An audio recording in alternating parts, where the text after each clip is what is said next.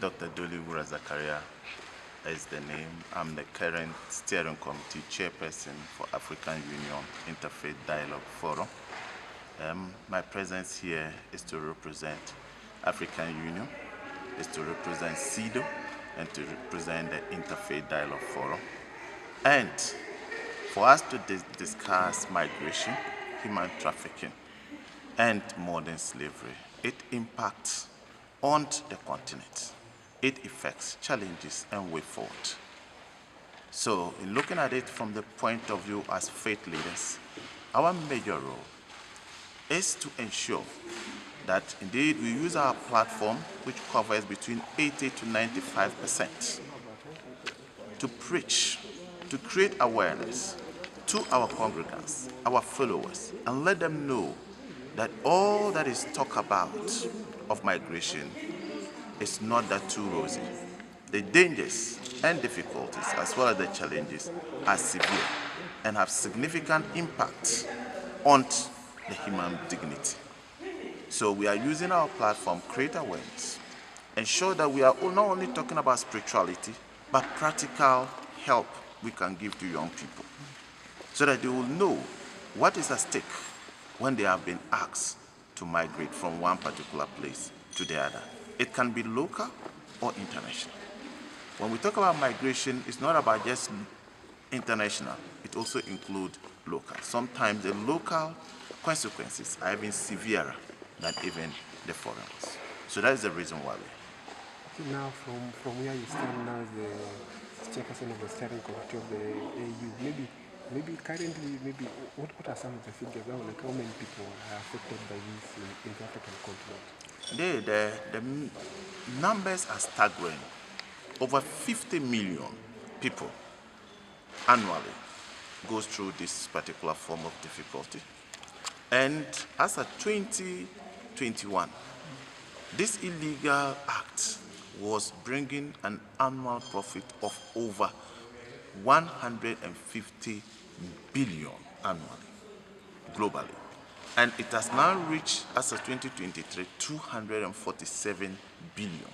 It tells you that it involves a lot of the big people involved in this particular act. It's not only that we see states are involved, wealthy people are involved, influential people are involved.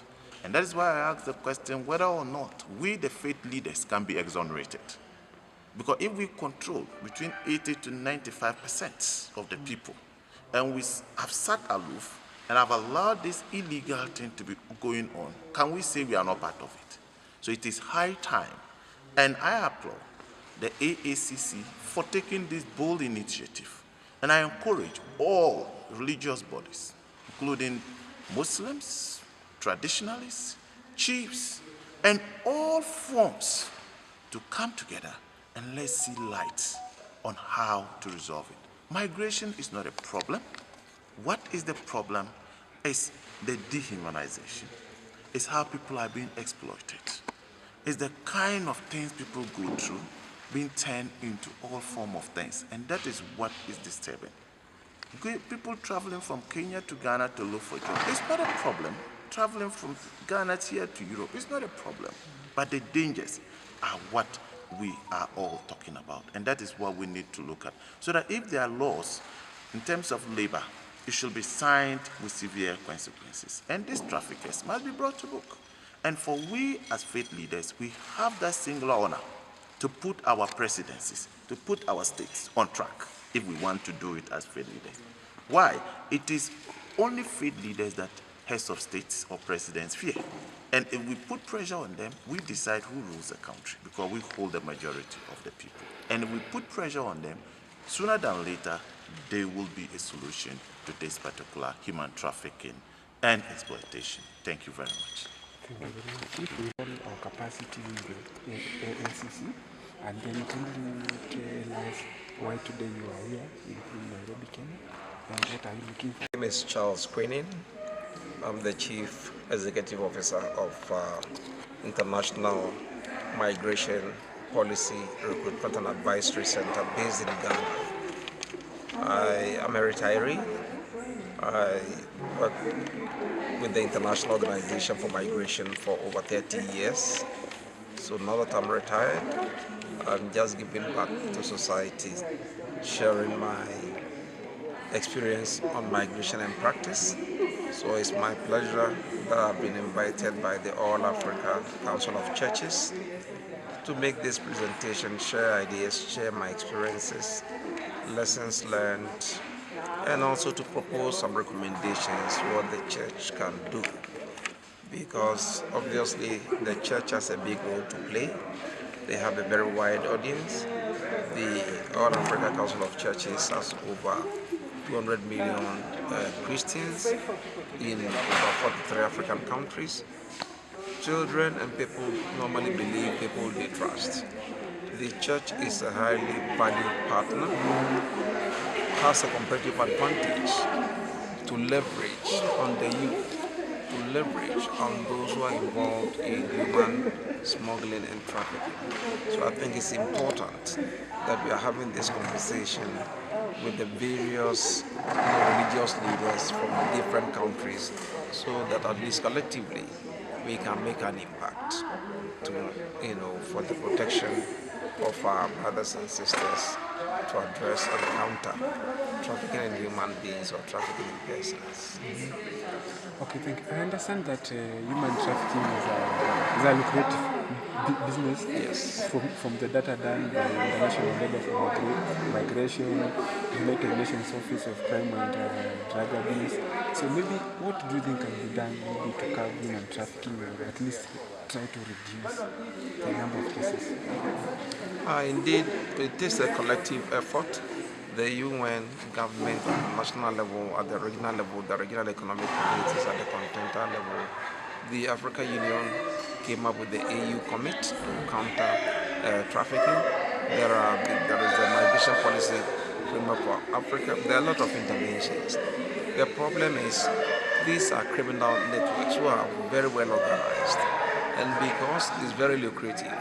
As I said, it was generating about $150 billion in 2021. Now, the recent report, ILO report, indicates that's about $245 billion. That is forced labor, sexual abuse, prostitution. It's very lucrative. Men like sex, and those who have money are willing and prepared to pay for it. And because the youth are also poor with lack of opportunities, unemployment, they fall for it, out of poverty, out of need, out of desperation. So indeed, it's very difficult to deal with it because sometimes we have government officials, law enforcement officials, who are supposed to help address the problem. They are part of it. So it makes it really very difficult. At the same time, sometimes our own relatives, our aunties, our uncles, are part of the smuggling ring, which makes it even more difficult because these are people our children trust, and yet they are preying on us. So it takes a collective effort. It's difficult, but it's not impossible. We have to continue, sustain the advocacy, information campaign with NGOs like my NGO Impact, so that we can collectively deal with it together. Okay, maybe a final question is revolving around human trafficking and the migrants. If I understand, most of them, or like a good number of them, end up dead along the way, maybe on the way to Europe, through the sea, through the desert and so on.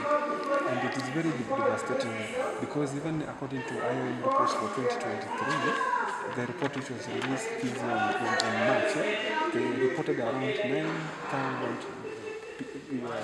human cases dead, and most of them were like in the Mediterranean Sea and the Sahara Desert. So maybe what's your comment on this?